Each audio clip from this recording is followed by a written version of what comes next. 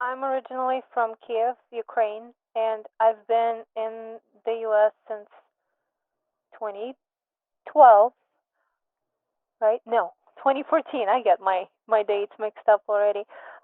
So yeah, I've been in the U.S. since 2014, and I have my undergrad degree back from Ukraine. I was specializing in international economics, and then went on to start a grad school over there for international finance. And that grad degree was not enough by the U.S. standards, basically credit-wise, to be um, taken as a full graduate degree. So oh, sorry about that. So I pretty much had to choose whether I'm having 0 degrees or 2 degrees, and the only obvious option was Rady School of Management because it's the best. And um, I mean, Harry Markowitz as a professor, of course. Yeah, no questions asked. And I was lucky enough to be one of the first people to apply to the brand new program when it started in 2014. So that's when the Master of Finance just started, and I was accepted to the first class ever. Was super excited about that, but unfortunately I had to defer it by 1 year for personal reasons. And yeah, here I am, a grad, an alumni from 2016. Um, Best decision ever was choosing this school and this program. It's given me so much, and more than anything, it's so practical and easy to use in the real world and apply to the uh, real world out there. And yeah, basically, I'm gonna keep saying the same things over and over because it's just such a great program and such a good decision was to come to Rady for this program. That's nice. I see a lot of smiles right now on videos, and I think it's nice to hear that because it's a lot of hard work when you're going through the program, right? It's Yes. definitely hard. So it's nice to hear that there's a payoff, and the hard work pays off for sure. So speaking of hard work, you're working now for LPL Financial as a senior analyst, right? Yeah. Tell us a little bit more about LPL and kind of what's your role, kind of what your day to day is like. Hmm. Well, LPL is a huge company. It's a major big company that's based uh, in the Carolinas, here in San Diego, and in Boston. And they're opening another office in Austin, Texas. So we're spreading and we're growing. And it's really fun to be part of this huge and enormous team while being in this secluded and small sub team that operates between data and product. So that's, to me, that's like a sweet spot to be in within the industry, is you still get to work in finance and you still get to work with the product, um, but you're hands on in the data, and that's where Master of Finance program came in handy because not only is it all about finance and just I keep talking about Master of Finance. It also applies to MSBA. We have somebody on the team, uh, a recent grad from MSBA, as well, and MBA is also pretty close. Like if you strip out everything non-finance related, that's pretty much Master of Finance, right? uh, so yeah, I feel like it's a sweet spot to be in because Rady teaches you all the fundamentals about the industry, hands-on experience. You're coding on, uh, you know, um, during the classes, they're teaching you how to code and how to run analysis and how to basically operate as an analyst in the real world. Um, yeah. Uh, So what? then, what does your day to day look like in your position at LPL? Well, I'm fairly recent, so I've only been with LPL for uh, 5 months, basically coming up on half a year. So I'm mostly in the data and less so in the product as compared to where I see myself being probably like a year from now. And the day to day is basically working on a huge variety of projects all at the same time. All of them are data related, or some of them are building dashboards. Some of them are um, analyzing the data on our advisors and coming up with decisions, and transferring those findings to other departments where they analyze it and make decisions. Um, some of those may include like supervision or consequence management and all of that. So it's really important to know the product and know what you're doing um, while you're working with the data, because if you don't know the underlying financial structure of products, you cannot come up with ideas on how to handle um, the analysis and the ideas that you generate from the analysis. Mm-hmm. So, like, because LPL is so big, like, what's the name or what's the kind of the team that you're on, the department that you're part of? So it's it's complicated. It basically goes from the huge department that's called Clear, which is basically compliance, legal, uh, altogether, and so the smaller part of that is BRM, which is business risk management. The Okay. smaller part of that is product risk management, and I am on the sub team that carries the name of risk intelligence and insight. Mm. So that is the team that marries product and risk and data and yeah, Good. It sounds impressive. Risk intelligence, it's right? it's a Insight. lot I of like fun. that. It really is a lot of fun. So, how did you land that job? Like, what was their interview process like, and how did you even learn about this opportunity? Well, it was a referral. Okay. Basically, it's a long story, and I can talk about um, how I ended up leaving Altegris. I'm not usually a person to just leave the job because I'm in love with what I do, and I was in love with what Altegris was doing, Mm-hmm. but we were basically selling away parts of business, Okay. and the San Diego part of business got dissolved, and a person that I work closely with on our client relationship team, we had a conversation about what our future plans are because everybody knew that within 2 months we're all going to be out there. And he, not even without any questions, he just told me that, you know what, I think I know somebody who needs you, and I feel like you would be a great addition to her team. So he reached out to my current manager, and they had a little bit of back and forth. So I don't know that part of the story. I should probably ask her how that went. But yeah, long story short, it was a referral, direct referral from my colleague. Um, And and that's a great reminder, right? That like all throughout your career, you're going to be networking, right? It's not just when you're starting to look for a job during the oh, MFin definitely, program. Mm-hmm. yeah. And what should I say about the Oh hiring yeah, what was the interview process? process like? Especially because in the real data focused role that you're in, was there like a technical interview piece of it, an Yeah, assessment, or what did that look like? yeah. Nothing is as easy as just a referral and then you land the job because somebody liked you. It was quite a process, and we had probably spent 2 months talking and going back and forth, which was perfect because I had 2 months left in Altegris anyway. So like I didn't technically leave, you know. um, and so I had a few rounds of interviews. First, it always starts this way. If the manager who you got referred to feels like it's a fit, they would tell you, okay, now it's time to apply, and Mm-hmm. you still have to go in and apply, talk to HR. They would evaluate your um, fit within the culture of the company. It's kind of a standard uh, step, and then we had a call, me and my current manager, and I feel like we clicked right away. She's actually on the call right now, so I really want to hear her side of the story.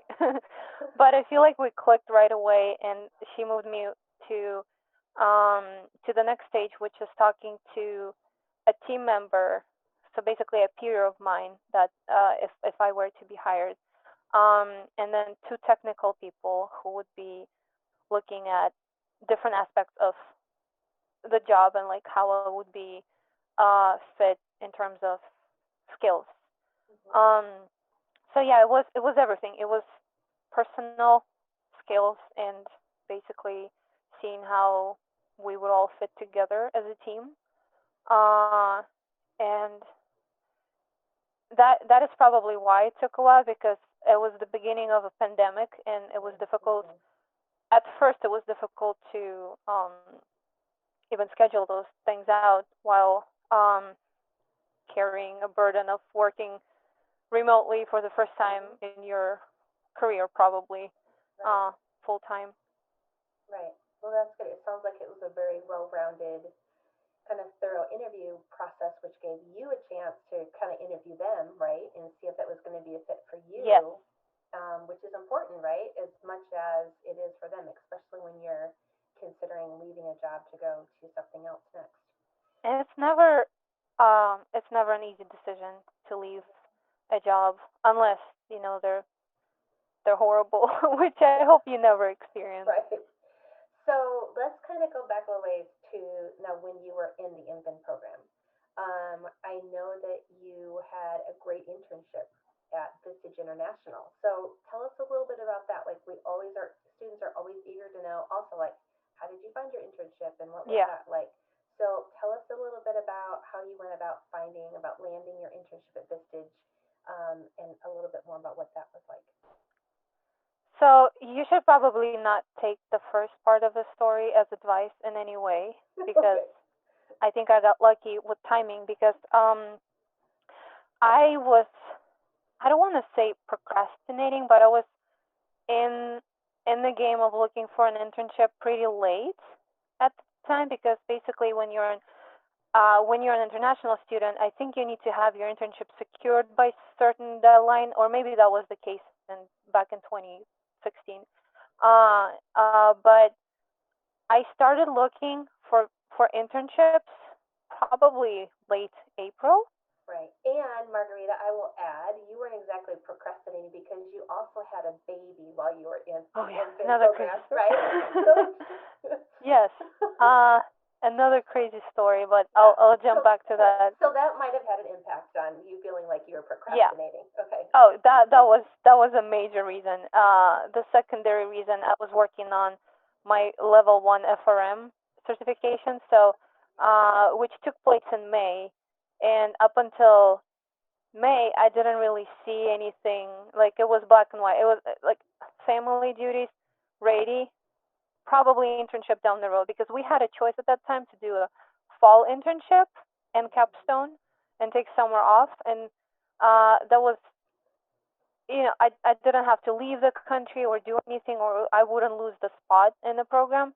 So for me, that was not a super major deal. But I know that people who needed to get it done started looking as early as February. So I felt like I was procrastinating, and I felt like it was a little bit late in the game.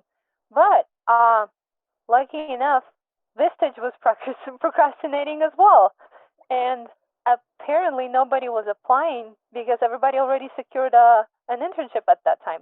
So it was a match made in heaven. And I was one of a few people who applied, and I was the only finance person who applied. So I don't want to say that was an obvious choice, or maybe they were desperate. I feel like I had a pretty solid resume at that point.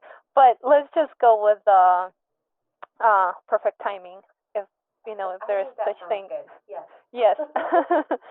And the important thing here is even when you're I kind of like this part of the story because even when you feel like you don't know where to start, you need to be nice to everybody everywhere. So I remember walking into the building Vistage for my interview, waiting for an elevator for probably 10 minutes because it was malfunctioning, and the only directions I had were using the elevator. I didn't want to get lost in any staircase, so I was desperate to use that elevator. And I saw a person walking towards the elevator from really far away. So I stopped the elevator and I was like, "Hey, do you want to take the elevator?" And he was like, "Oh my God, this is so nice of you to wait literally 2 minutes for him to come up." And he ended up being my future manager. So, um, be nice. That's a it's great story. I love it's that. gonna pay off. Yes. uh, uh, so the reason why I chose the internship in Vistage is it probably might sound a little counterintuitive because um, my long-term goal in finance was to be in investment products, advising, portfolio management, all of that. Less so in corporate finance.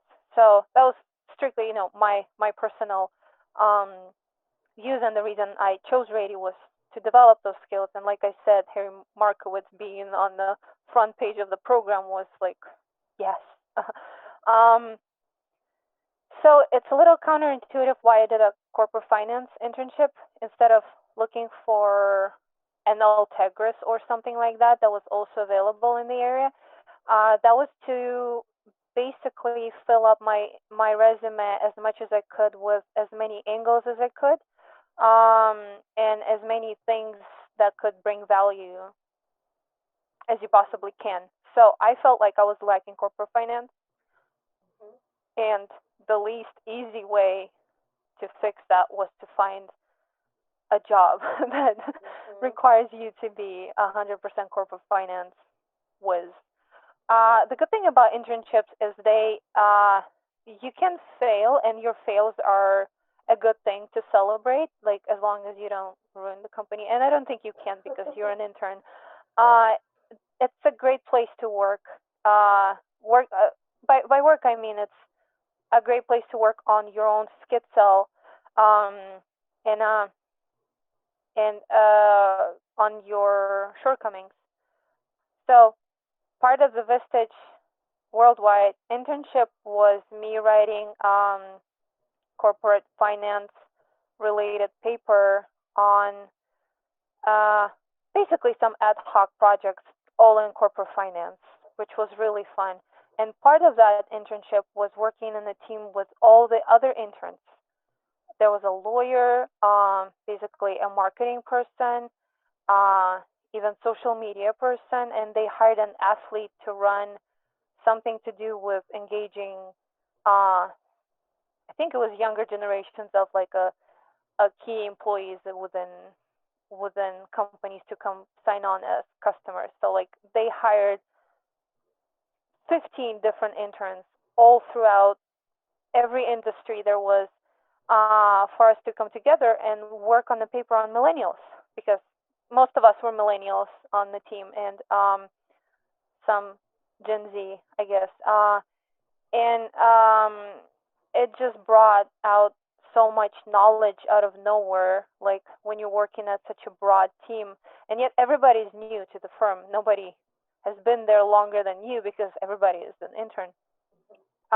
So collaborating was definitely something that I will value a lot from that internship program, because usually with internships what you see is uh, it's like a project work.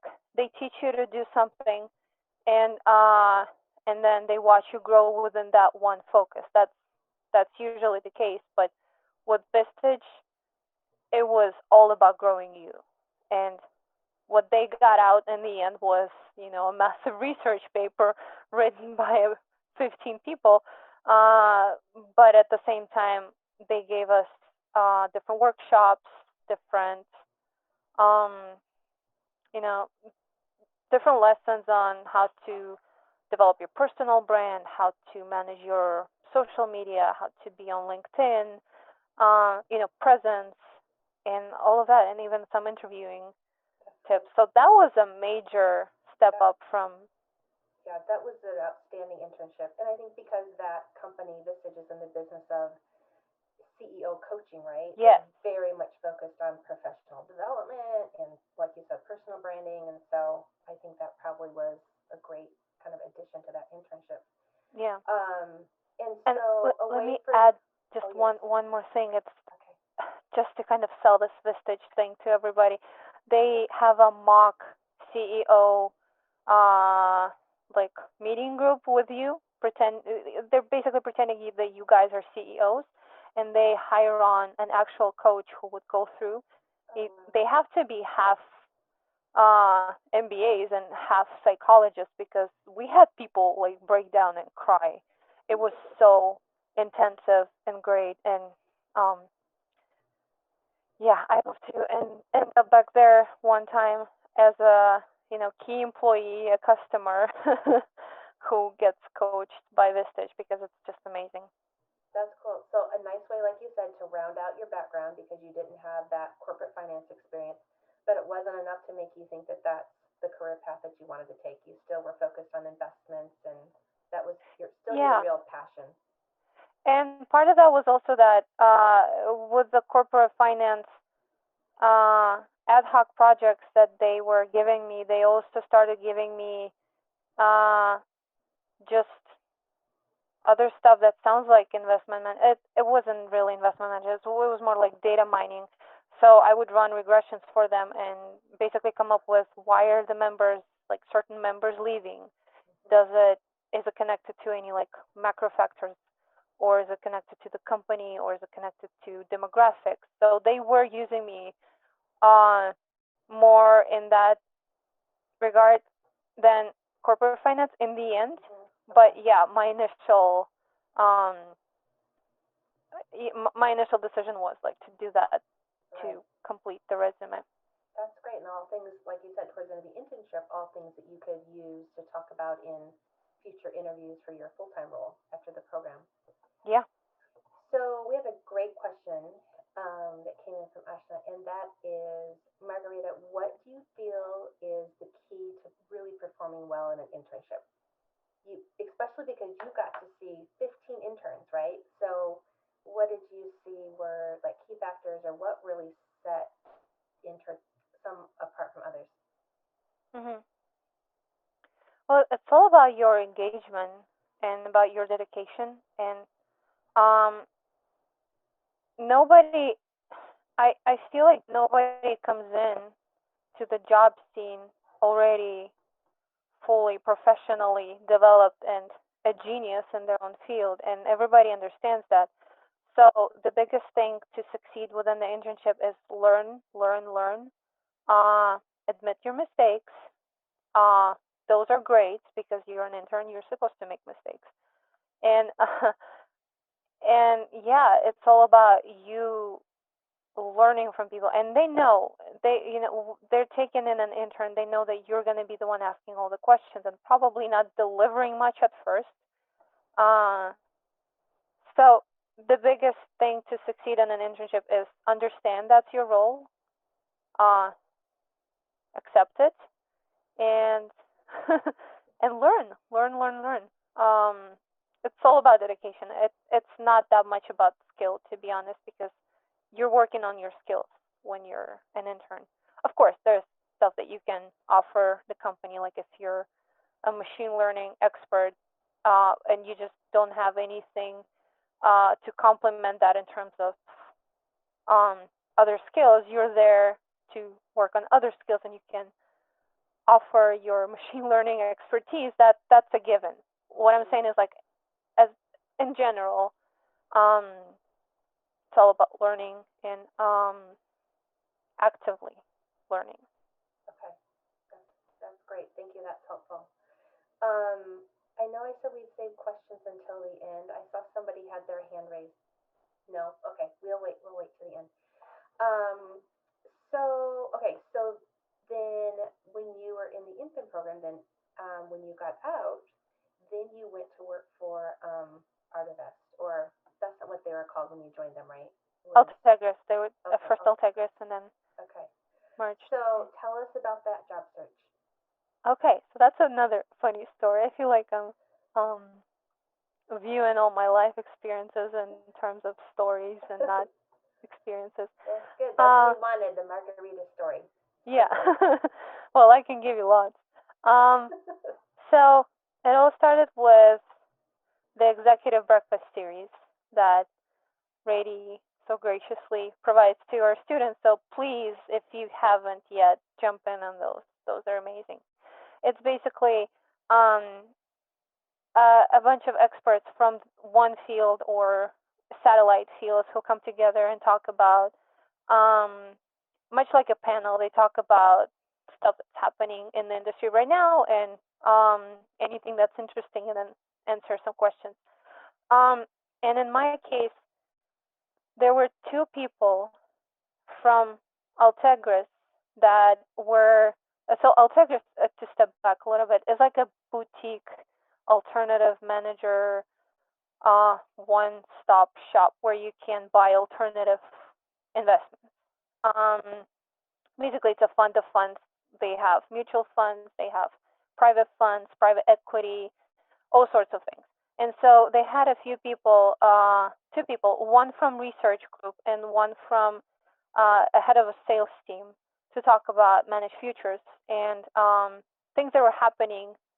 I think at a time, if I can recall, in 2016, there was something happening with um, in the oil market. So they were talking mostly about that and how investors could basically invest in managed futures and not rely too much on stock market, which was falling at a time, and all of that. So that sounded super interesting, and it sounded like something that we could use in the risk management program with Professor Volkanov. So I decided that that was something to attend, and really got imprinted on how in love those two people were with their firm and how they carried themselves and how they talked about managed futures as if it was the only thing that made sense in the whole world, you know.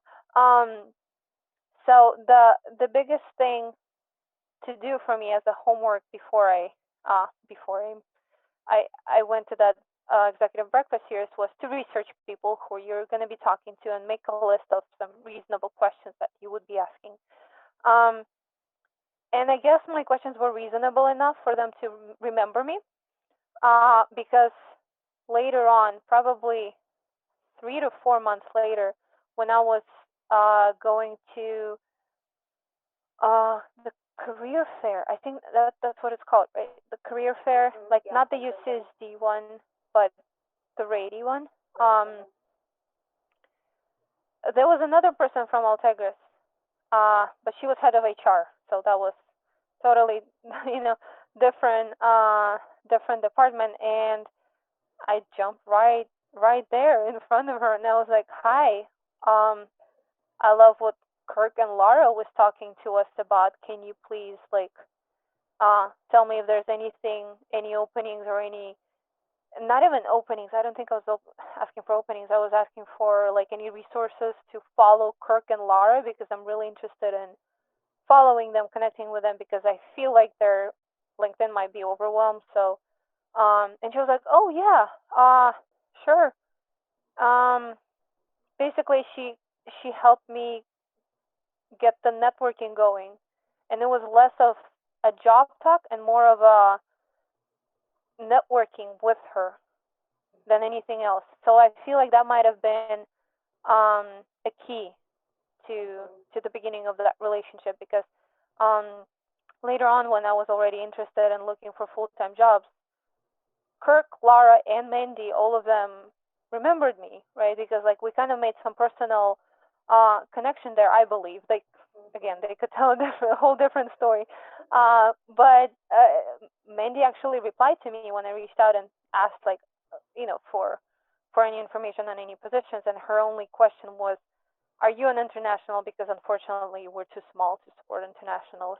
I was like, "No, lucky." Again. So yeah, this is how it all uh, started, and it was less of a job hunt for me and more of a targeted networking. So as you may know, Michelle mentioned that I had a baby early on in the actually 2 days before the program started. So I really did not have time to jump in on every lecture there was, on every event there was, and do everything. So I was taking a really targeted approach and only doing stuff that is firstly necessary to complete the degree, and secondly useful for me as to progress my career. So out of probably 10 executive breakfasts, which was a lot at a time, probably you have less in the pandemic. Um, Out of probably 10 or 8, I only attended 2, and one of them was connecting me with the people who I ended up working with. So I feel like that's a very efficient uh, outcome. Right. Yep. I like that. It was targeted, and like you said, it's like you really made the most of your networking opportunities. And it Yeah, wasn't about asking for a job, right? It was more about just connecting and talking to them so they would remember you when you reached out again yeah, when it came time to look for a job. exactly. And I think I I don't remember who exactly I talked to. One of them did not reply to me on the job question. So we have connected with both Kirk and Laura and had Hmm. a bit of back and forth. But one of them actually went to Mandy and basically said, "Hey, person applying." I kind of talked to them already, so like mark of approval. Yeah, that's good. That definitely gave you definitely a heads up in terms of other candidates that they were considering. Yeah, It sounds like that made a big difference. And so I think you loved that role, right? I mean, you really liked working there and what you were doing on a day-to-day basis. yeah, yeah. Yeah. uh, So, like, tell us just a little bit. I know, like, it's already time for me to stop asking oh my questions here, god. but tell us just really quick about like what that role was like, right? Because now this So, work is more on like different kinds of investing. um, it was a small team. So basically, we were all working on their portfolio manager who reported directly to CIO, and there was me and one peer along with 2 senior analysts. So that's it. That's the whole team. 2 senior analysts, 2 analysts, portfolio manager. And I was the risk person because I was working and I was finishing my FRM, which is a financial risk manager. If you look up, probably Professor Volkanov will talk about it on one of his lectures. Um, and basically, I was running risk for mutual funds and developing some dashboards on the side and Tableau for portfolio managers to view data um, basically live. Oh, you can actually do anything live for private funds, but as the data comes in, it was all made available via dashboards and visualizations and all of that. So that was a big part of my work. The key aspect here is what that was not part of my job description. So that is one of the reasons why um, I love that job so much is because I was more independent than I would assume most companies would let you be as a junior person who just joined. Um, so it was I feel like it's a little similar to what I do at LPL right now, which is marrying product and data. There's a little more product in Altegra still because of mutual funds and how they're structured and how I was pretty much building a risk program for them to trace risk uh, on a daily basis. So I had to look through to all the programs that the managers were running and the hedge funds were running. Um, that was a lot of fun to kind of learn and understand what's actually happening in alternative investments. Um, and yeah, we were replacing a lot of outdated software with new software, like replacing some of the old SQL databases with a different SQL database, but everything would be running off of Tableau and like easily visualized. So So you yeah, really got your hands in a lot of different things, which I think sometimes is definitely an upside of working as part of a smaller organization. yes, Right? You get and to wear a lot of different hats. Really, you were involved in a lot of things going on there. I feel like that paved my way into LPL seamlessly because Mm. I took on actually voluntarily took on the Tableau function within the company. So that's kind of something to remember is you need to be proactively looking for solutions and discovering stuff that Mm-hmm. would help your employer. So in my case, it was Tableau, and because I had a little bit of experience with it from Vistage, not as a user, just as a spectator, more like it, but like I knew what it's capable of. So Mhm. self-study Tableau, did it in Altegris for 4 years, and then LPL. Now I live in Tableau, and it's um the biggest software I use now to conduct analysis. So I feel like that LPL would not have been possible without that experience in Altegris. That makes sense Definitely. without being able to build on that foundation there. All right, I'll ask one last question and then I'll open it up for students. What do you think? I know you touched upon this initially when you were talking about what you're doing right now at LPL, but how do you think the MFin program prepared you for the workplace and what you've been doing so far in your career? So, I guess I could start by comparing it to the degree I hold from Ukraine. Um, if you think about, and I don't know how it is for other countries, but Ukrainian degree that I have was so theoretical, and it was so packed with so much theory that we felt like we have so much to learn and so much to do, and like all these pathways we could take. I feel like Rady took a more, um, should I say, a better approach, and with these electives and with all of this stuff that's going on at Rady, you're able to narrow down and actually drill into the core and into the practice of the field that you're studying.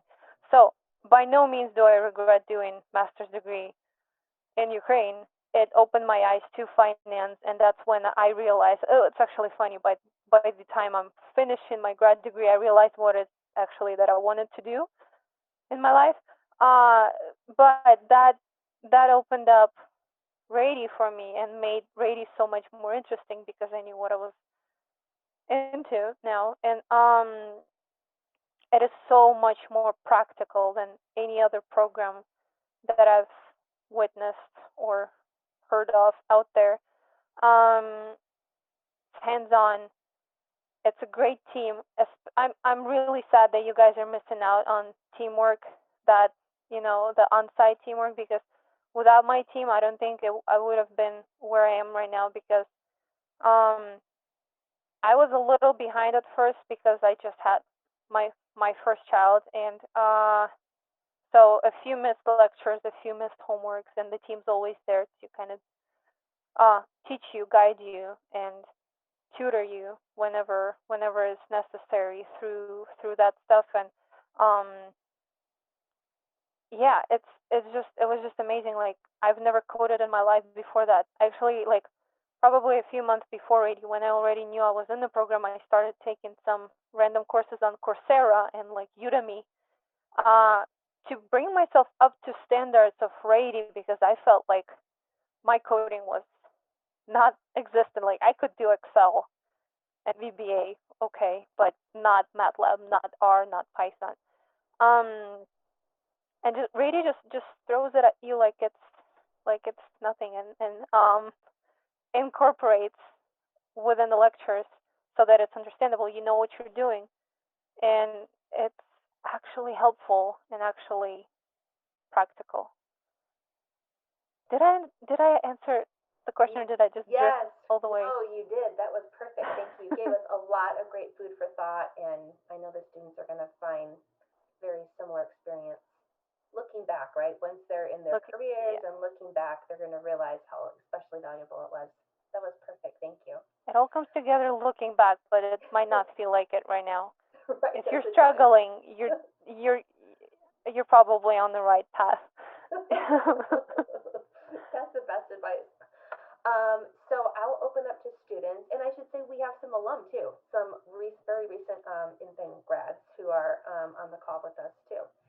Um, so I'll open it up. Go ahead.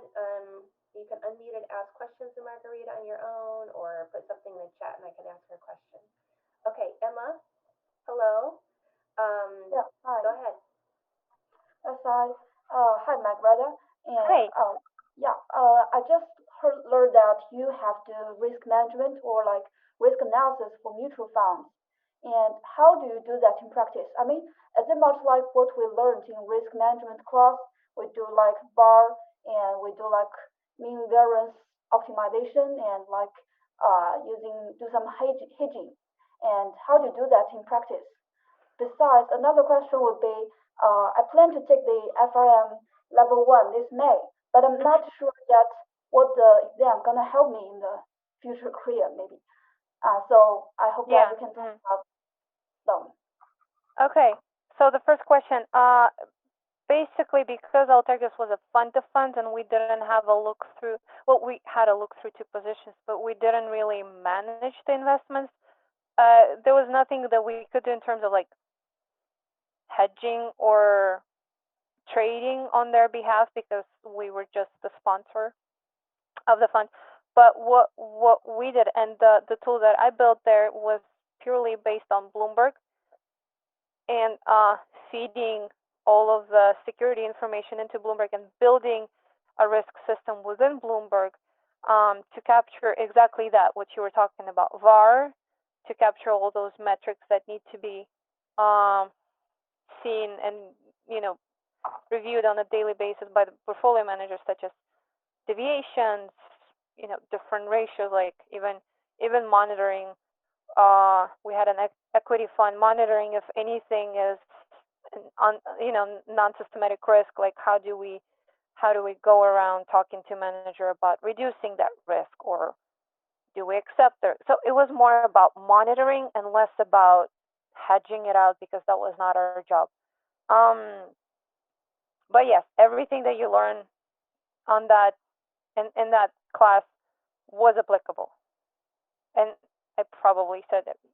Yeah, there was even currency hedging questions that we were receiving. And even if you're not working in the risk, if you're let's say a portfolio manager who is selecting managers to come on to a fund sponsor for them to invest in you, you need to know that stuff or hire somebody who knows that stuff, because they can assess that manager's individual risk policies, and if they are not up to standard, that's a decision to make.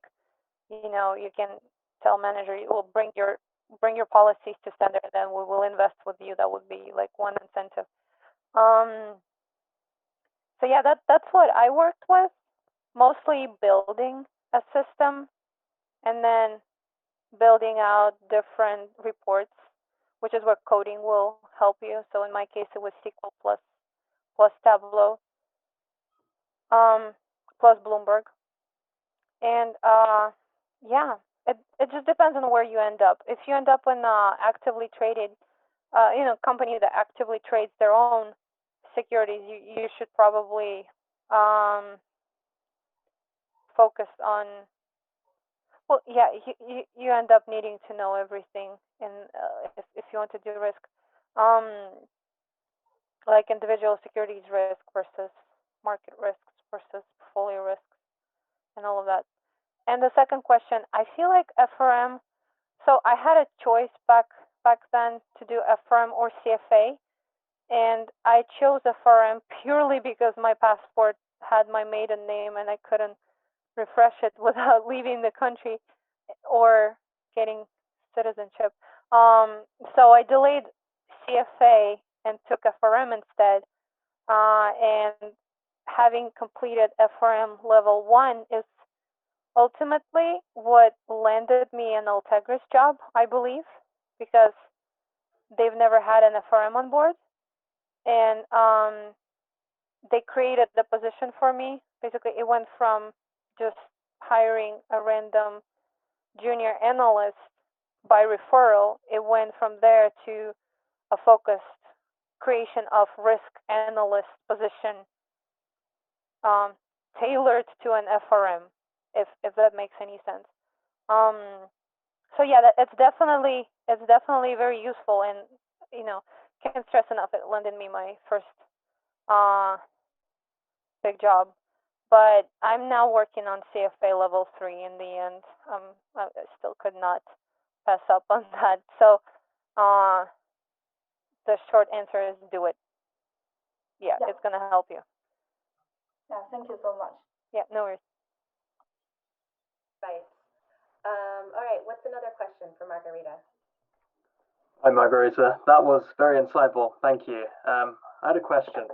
So, where do you see the industry heading, the finance industry heading in the next 5 years? Do you see it focused more heavily on data science and machine learning?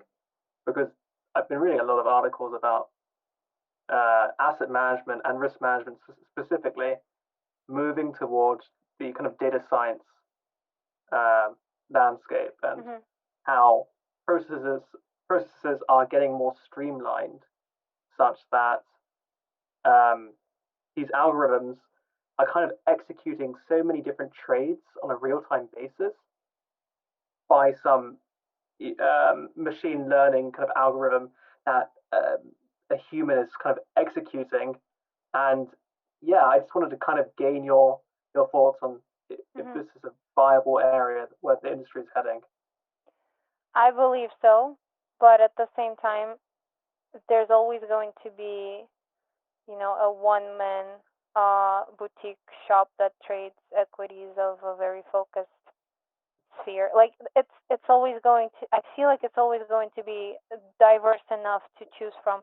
Like and there's no way that data data science and machine learning will take over 100% of everything in investment. Um, just because it's scalable doesn't mean that that's what people are looking for. At the same time, when you're an investor and you're investing your money, what you're primarily looking at, besides your own goals and risk tolerances and all that, is you know uh, a range of investment products that are available to you. And if everything is machine learning, managed futures, mutual fund, then you're probably putting all your eggs in the same basket. You know what I mean? Like there's not much diversification, even though all those algorithms might be completely different from each other. So my answer is yes and no. I believe that's where certain um, fields of finance are headed, and it's great because um, the more styles we see out there, the better for the end investor. But at the same time, I don't think that everything will be based on that. It's great to have data science in reporting and managing your firm, even if you have a portfolio manager who's running an uh, a totally discretionary fund uh, with a focus on on the style or something like that. Thank you. That was great. Yeah. Thank you. Question. And great answer too, Margarita. It is interesting to think like what's trending and where students and alums should be kind of thinking a little bit further down the road to get prepared. What else? What other questions are out there for Margarita?